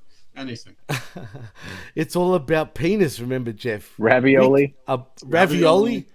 I don't know. Piccaboni. Rockin' Boner. I don't care. Rockin' Boner. Rockin' Boner. Ian Rockin' Boner. There it is. Ian Rockin' Boner. I like it. Anyway, whatever his name is, he gets Matt ripped Maynard's off. nipples hard. Well, hearing Maynard and Riccaboni and Rockaboni and Rock Hard Boney sounds like a bad fucking porn. Once again, we got mayonnaise and bonies. Anyway. This was a bad porn. True. That's actually true. Anyway, he starts slapping him with his wiener. Is there? I mean, really? I mean, some of them are funny. Let's be honest. I mean, listen, man. Like, my family's half German. I'm here to tell you, there's some Wunderwald. not good pornos. Wunderwald. Unten to the Hazen. Anyway, we get a few slapping, breaking his glasses, getting poked in the eye and all. As Claudio Castagnoli makes a save, but the Jas overwhelms him as Danielson joins the fray. Then we get Guevara out for the heels. Then we get Yuta for the baby faces. And finally, security comes down all over their faces, basically, to pull them apart. And that's the end of it. I mean, what substance? Are we getting Blood and Guts 15 at this point? So does that mean we're going to get the blow-off to the blow-off? And then they're all going to blow each other off? Is that what's happening? Jimmy, I'm confused. The rest of this segment is going under Jimmy Crack Corn and and No, yeah. Spoiler, I got some inside information. Actually, the Jericho cruise this year is actually going to be on battleships, and it's actually going to be a game of battleship. JS on one, BCC on the other. So. Sounds like a bad porn again. I'm sorry, ships and What kind of porn BCCs. Old 1970s porns by the sounds of it. I'm talking about Debbie. Remember Debbie Doves Dallas and all that shit? I mean, Jess does AEW. I mean, battleships in them, but okay. Oh, there's battleships today. Don't worry about that. The old gray mare, she ate what she used to be. I wonder what she look. Is she still even alive? I don't even want to ask any follow-up questions. moving on. Fine. Moving on. Appreciate you asking. Touche. Anyway, let's move on because, like we said, Jimmy cracked corn, and I guess we don't care because backstage, Renee Paquette interviews the Death Triangle. As Pac says, if Ray Fenix, not Phoenix, it's Fenix like FedEx because they don't call him a Phoenix anymore, wants real revenge for them, he should use a hammer. Hammer time. Just something to think about, guys. Should he be using a hammer? Just Anyone? Just a ring keeper's hammer. That's the only kind that works. It's and it's not that powerful, to be fair. It's a small hammer. I mean, just saying. At the end of all this, we're gonna. At the end of all this, we're gonna have to agree, though, that hashtag Pac was right. So. Fucking Pac was right. And it's not hammer time, like Jeff said. It's fucking crack a walnut time. As we get the fucking main event, which is, thank God we're here, just quality, guys. It is. This was not the main event. Oh no, it wasn't. Wait, what? There's 2 matches to go. Oh, you're right. See, this show's already dragging. It is Luchasaurus versus Orange Cassidy, your champion, versus Ray Fenix, like FedEx, not Phoenix, for your AEW All Atlantic Championship. This should have been the main event, in my opinion, because they went one too many more matches. Anyway, I don't care, but I will say this. Cassidy ends up winning by pinfall with an orange punch on Phoenix to retain his AEW All Atlantic Championship, earning a dream. I'll use that term loosely. A dream match total defense of his choice in Atlantic City, and it's not bread. Just quietly. So let's just quickly say that there were the 2 side stories. Pac was trying to get Fenix to cheat. Fenix didn't want to. Apprehendos apparently is a good guy too. That cost Fenix, so dissension there. The other side story is Jungle Jack attacked Luchasaurus. Christian came out to distract him. Jungle Jack chased Christian, but didn't try very hard, but ended up beating up Luchasaurus. Those are your side stories. This just proves that TK really does not know how to fucking doesn't know how to write a story, because this Luchasaurus fucking jumping bean, jelly bean, Jack Perry fucking jungle shit has been dragging on for way too long, and we haven't seen anything different. Why haven't we seen some sort of vignette or someone breaking into each other's houses because it's that personal? Something. Give me something personal. Not the same old running, I get you. It's like Tiggy. They're fucking tagging each other back and forth with the same old shit. I'm over it already. Please, enough. Chris. Yeah, I mean, okay, like, the Luchasaurus and Jack Perry thing is, at this point, what it reminds me of is, it's like a book that's the size of Crime and Punishment, right? So, gigantic fucking book, right? Like, but just it's all this gnarly, but it has all the depth of, like, a haiku. It's just repeating over and over and over and over and over and over. It's not long-term storytelling because there's no story being told. It's just long. It's just never-ending fucking nonsense between these guys. The never-ending story, Chris. It's this awesome. wasn't And that was supposed to written be well. The story. The story was supposed to be Christian, but he tore his tricep, and they refused to move off of this story. And what they should do is they should have had either Jack Perry injure Luchasaurus, so he's off, and Jack Perry goes to do something else, and then when Christian comes back by surprise, he costs Jack Perry something, raising the stakes. Or you do a Jungle Boy gets injured kind of story, and then Jungle Boy comes back in 3.5 months, gets his revenge on Luchasaurus over 2 months, and by then Christian is back, and then we get to that. But they're just making it go on and on and on. I mean, it would actually be better if you had Jungle Boy win the All-Atlantic title, have him do some side things, and then, we sort of forget about it, and then Christian comes back and says, I haven't forgotten about you, boy. You might have forgotten about me. And he's there with the chair, and then when he's not looking, then Luchasaurus, whatever, and then whatever. But this is why we're getting this the air traffic controller saying keep circling the airport, because they can't possibly detour them anywhere else. But that's all there is to it. It's not worth talking about, because the match of the night, the match that caused all the controversy this week, the match where one guy who's a controversial podcaster said, "Oh God, no," and the entire AEW women's locker room and Peter Avalon jumped on him like they were Dusty Rhodes or he was Dusty Rhodes and they were the Horsemen in 1983, and we're all kicking him while he was down.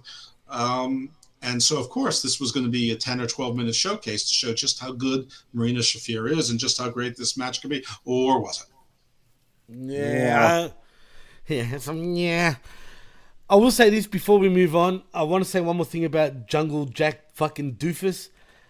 If that was smart, they should have had fucking, what's her name? Jane. Fucking, what's her name? His fucking girlfriend. What's her name again? Well, she's Anna J.A.S. She's that's it. Anna J.A.S. If they wanted to add any sort of fucking substance and do Wrestling 101, she should have been in his corner from the start. I'm talking about Jungle Boy. They could have kidnapped her for all you care. Then he's on a mission to get her back. Something. But otherwise, just kill this shit. Just kill it now, because it's going nowhere. It will go nowhere. Just move on until you can actually get to the next fucking chapter. Just forget about it. Forget about it. But anyway, Shafir, get her off. I don't even want to talk about her. But I will say this. Post-match, the bastard lights on Cassidy and stomps a mud hole in him as Katsuyori Shibata is here, and he's got best friends and Rocky Romero with him as Pac takes his leave and Shibata confronts Orange.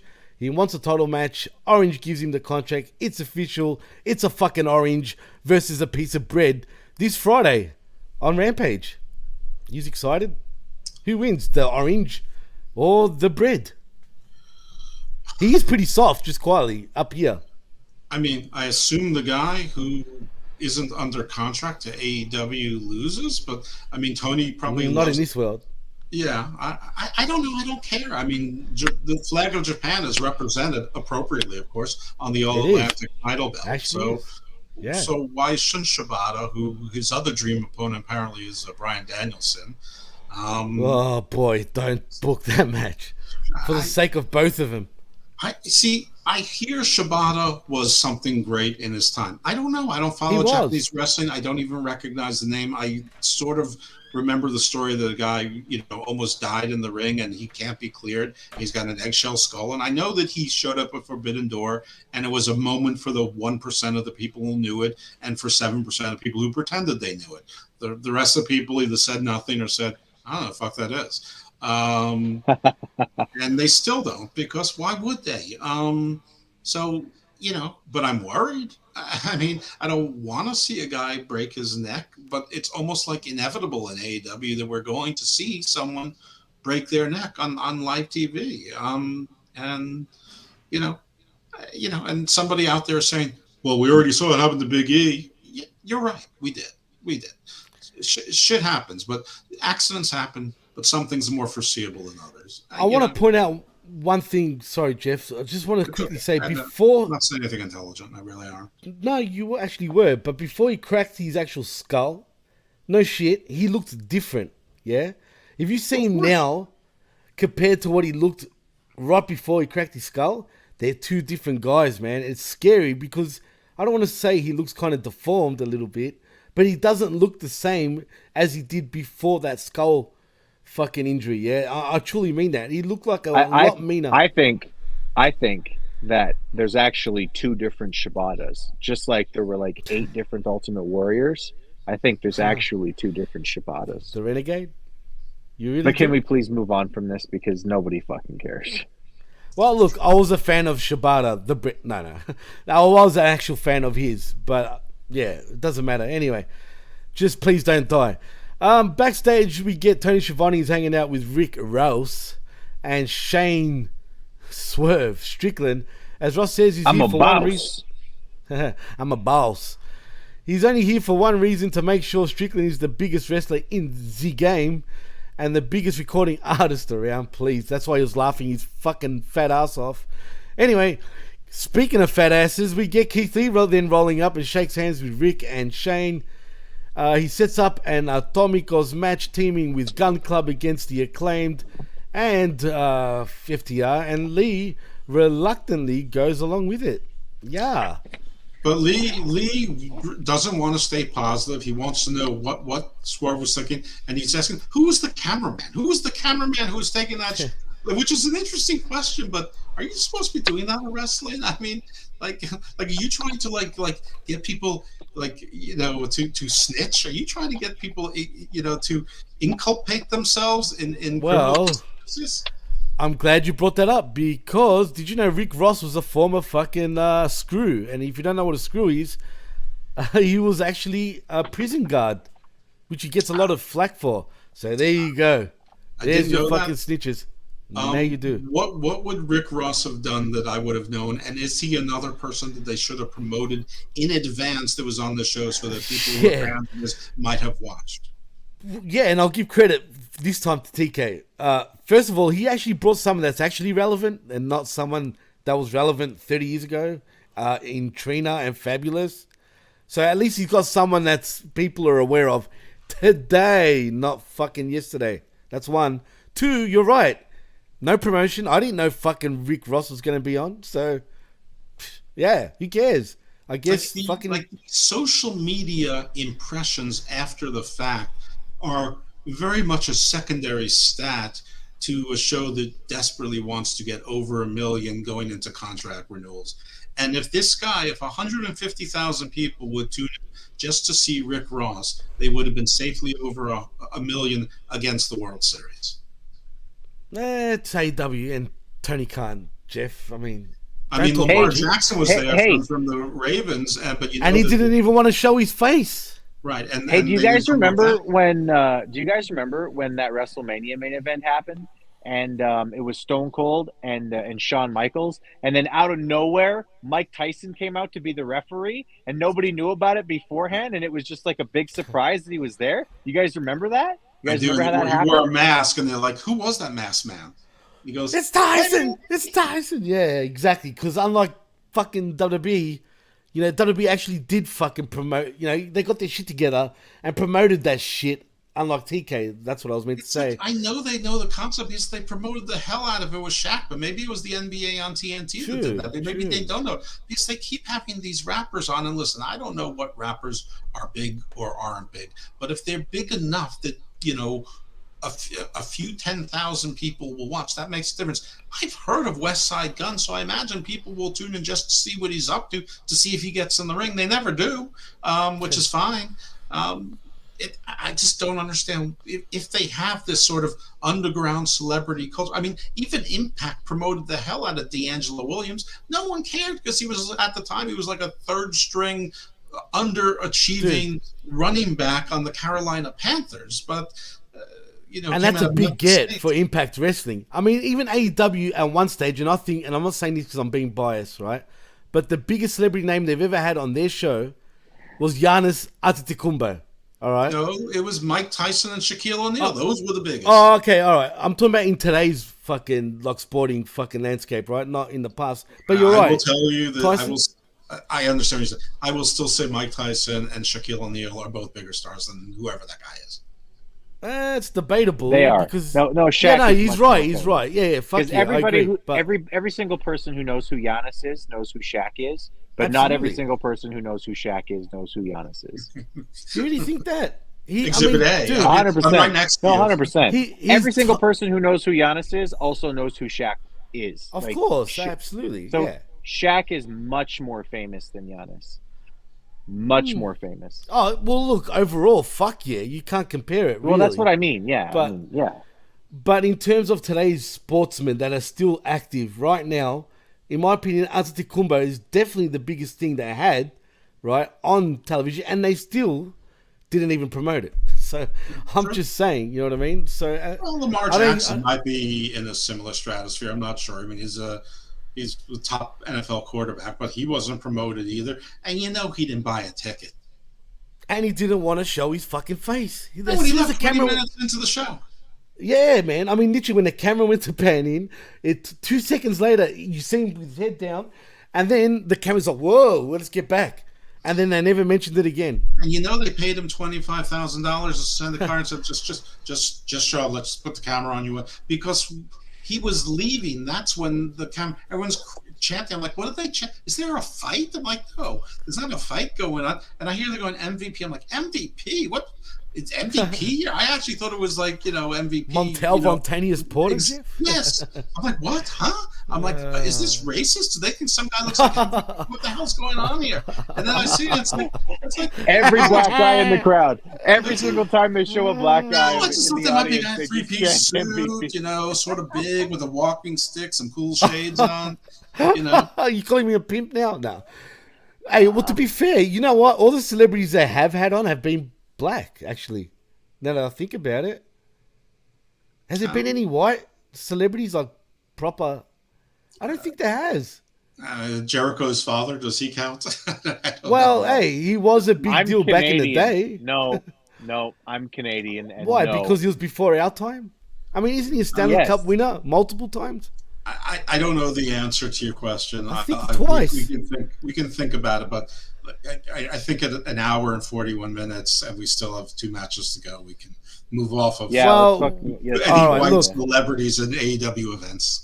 Well, that's just him playing the fucking I'm not racist card. That's what that is anyway, if that's the truth. Like, No, if it's only been... it's plain. It's the 130 card. Whatever. But speaking of, we do get another matchup, and really we can just skip right past this. But it is Jade Cargill, your AEW TBS champion, versus Marina Shitbitch Shafir. And nothing to really say other than Nyla doing the helicopter at the end of the match. No, there's plenty to say because this whole Yes, match, man. they wanted to take our attention away from the match. Yeah, With Nyla dicks. Rose doing commentary in his awful voice with no charisma, terrible, but just there to distract us from the match they knew was a disaster and they never should have booked in the first place. The whole thing was to get to Nyla, beating her up and still having That's the steamy. TBS belt, the one belt they can't make 2 of, and they didn't even do that.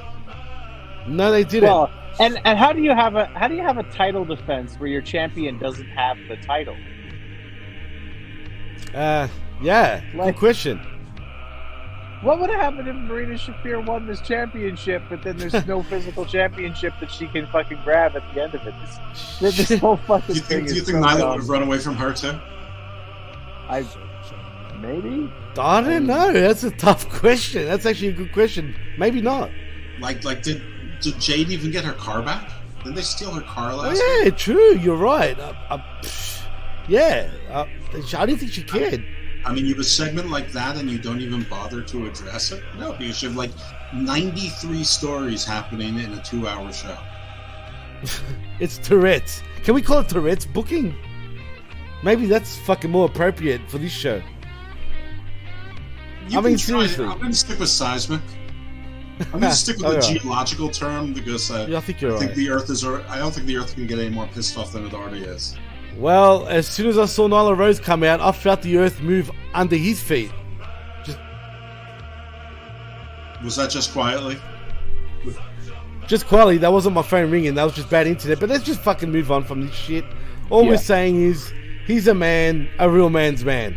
No, all you're Simple. saying. Well, all I'm saying, if Jeff doesn't want to All take I'm the- saying, yeah, Jeff doesn't need to take it. I'm the one who said it. Oh, we don't need to take it either, if you know what I'm saying. But Yeah. We got the answer to all your questions is penis. We got it. Let's fucking get the fuck out of this match. Anyway, main event post match though, quickly, I just will say this. We do get, I know who my TBS champion is, just saying. And we also get a House of Black vignette that we were saying earlier that seems to present Julia Hart as in mourning. And that Malaka, Black, Brody King, and Buddy Matthews are apparently all dead and buried.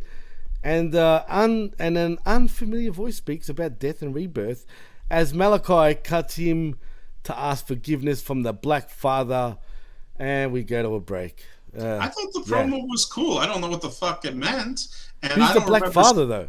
Well, I don't remember seeing Buddy Matthews at all. I saw Brody King. I saw Malachi Black. I saw Julia Hart. Never saw Buddy. Maybe he's missing. The Black Father. Maybe that'll be Miro. Maybe he's the. I mean, as long as it's not Evil Uno. Vampiro, please. As good as that sounds, he's got Alzheimer's. Like dementia or Alzheimer's or something. Like he gets lost driving all the time, and like people. That's true. Him. Very true. And as a matter of fact, as good as that did sound, it just can't happen because the guy's losing his mind, unfortunately. But yeah. Anyway, let's talk main event. It is that big guy Brian Cage, who for whatever reason makes it to a Dynamite main event, versus the other big Samoan dude in Samoa Joe for your this is dead set Ring of Honor. For your Ring of Honor World Television Championship. Mind you, you had your AW World Champion third on the card.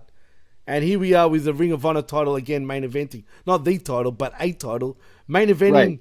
Because the Ring of show. Honor World Championship was defended earlier also. Right. Jeff, should we be worried? Are we getting Ring of Honor Dynamite?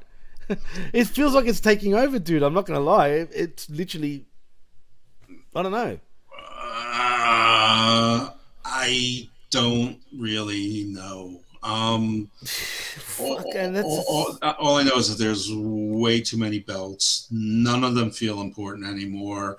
We have a women's title that is an interim's title. It's been an interim title. Oh yeah, I forgot about that. 5 or 6 months now. You've got a world champion who's on way too much defending against anybody who asks for a match. Very WWE-like. They don't even deserve. It's worse than that. And he's in tag team matches as well for no particular reason. I don't get it. It's like NWA has like more titles than they actually have people under contract, but it's NWA. They're desperate. I don't get it. But this whole match, you just knew it was to get to the point where the bad guy loses, the other bad guys come in and beat him up, and then Wardlow comes down to do the rescue, and then Hobbs, who may or may not be with the embassy, but clearly totally is with the embassy, gets involved too and beats them up, and then yeah, it was exactly, you knew what the end was going to be, so it felt like a long time getting there. It felt slow and clumsy getting there. It felt like a 3-hour Raw, and it wasn't even 3 hours. I'm not going to lie. For me, it did anyway. I liked the House of Black promo. I liked the visual at the end with Hobbs standing over with the TNT title. Finally, someone gives a damn about the TNT title. It looks like it's an actual challenge, but it's too messy with all of this other shit going on around it. You got Prince Nana running around. You got nobody really knows their names. It's no longer Khan. It's Bishop Khan. It's Toa Leona, Tonga Leona, whatever his name is. Tongue Twister Leona. Tongue Twister Leona, like, why isn't he with the bloodline? He's stuck here. He's like, he's the one that's at the kiddie table. He's the head of the table. Oh, that doesn't sound right. He's like at the kiddie table in like the outside porch in winter. Anyway, this was a silly match. You knew where it was going to get, and it, and there was more outside interference. More outside interference, lots of it. As usual, there's not just one thing of outside interference, there's double outside interference. But, the interesting part was that Hobbs now has 3 gold chains, not 1, but he managed to get all 3 in that ridiculously sharp yellow gold color that can't possibly be real. That's fucking fake as shit, Jeff. I'm telling you. Anyway, speaking of fake, fuck this match, fuck this show. I don't even want to give my comments on this shit. I don't care about the post-match. I don't care, and I love Samoa Joe, just quietly, and I like Hobbs too. But they've taught me. Thank you, TK. You have absolutely taught me to not give a shit about these guys anymore. So I say it's a wrap. So Jeff, tell them where they can find you, my friend. Right down there, you can see where you can find me at Twitter. You can find me here, oftentimes at the PWC, oftentimes with Jimmy T, sometimes with Chris. You never know. And our other rotating cast of ne'er-do-wells who visit. You could see me on the Dollar Wrestling Club. Well, it's not really me. It's an alter ego when you can see the title match. I also do a wrestling show with Big Daddy Cool and Steve Pena called Hammerlock Hangover that we missed last week. So, but we're going to do a show this week. And then non-wrestling, my baby is Garden of Doom. Dropped a lot of Spooktober shows, and this week I'm debating between my show with the Shaman or my deep dive into Babylon 5. I can't decide. It's going to be one of them. They're both recorded. I'm recording 2 more shows this week. The Phelan Anthropology Conference was last week, so that's in the rear view. That's nice. My 10-pound speaking engagement, I just donated to the church, so I keep it. I don't know what 10 pounds is. I think it's like $6. I'm not sure. So I guess that's whatever. I'm worth 10 pounds British. And Garden Views, I dropped the show because I put them on October hiatus for spooky shows with Garden View. Did an equally spooky show for Garden Views on death and estate taxes and estate planning. So check that shit out. Well, indeed, check that shit out. Chris, Mr. Super Puppy himself, tell them where they can find you, my friend. It's definitely not fucking in AEW, that's for sure. No. I will not be signing a contract with AEW anytime soon. For the next couple of months here, it's going to be a little bit quiet for me just because I got some shit I got to do in December. I got to get myself ready for. But other than that, you can always find me on the Twitter. I am Chris Ambs1. And just look me up and say what's up. Other than that, don't look for me. Don't look for me, he'll look for you. But in saying that, if you want to follow me on the Twitter, as Chris said, you can at DJ Mass Effects and also at the PWC Network. Please like and subscribe right here at the pwcnetwork.podbean.com, where you can find all our shows. Please like and subscribe also at channelattitude.com, because for $5 you get to listen to us talk all things AEW and AEW Rampage. That's right, for $5 you can't go wrong. And I'm sure we're going to get a good Rampage this week, so I'm hoping it's better than Dynamite. By all means, it looks like it. And also, it'll be shorter. Yeah, it'll be definitely shorter, but not with us. We give it longer fucking shit. In saying that, though, also like and subscribe at Hameen Media Group and the Blow Off Pod and the PW Hustle and everywhere else. You know how it is. In saying that, I'm Jimmy T, he's Evil Dose, he's Super Dad, and you're listening and watching the PWC Wednesday Night Skirmish right here on the PWC Network. And we're out, for crying out loud. Thank God. See yous the fuck later, and peace.